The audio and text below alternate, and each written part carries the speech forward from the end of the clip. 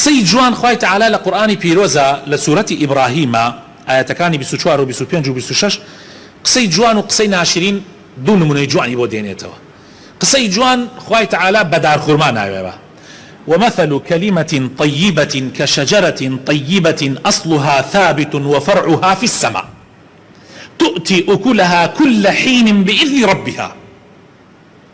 دار خورما حوا آسمانو ڕیشەیەکی کولی داکوتاوە با تەسیری تێناکە ڕەشەبا تەسیری تێناکە حربی ئێران و عێراق تەسیری لە دارخورماکانی بەسڕە نەکرد. حربی ئێران و عێراق حرب بە ئاسمان وما بوو هەموو جارێ بەرهەمی خۆی بە جوانی ئەدا بەرهەمێکی شیرین خەڵک بردی تی ئەوە شێنێ ئەو بەری بۆ بەرەداتە خوارەوە. ئەوە دارخورمایە. ئەوە نمونەی قسەی جوانە چی بەرەکەتێکە.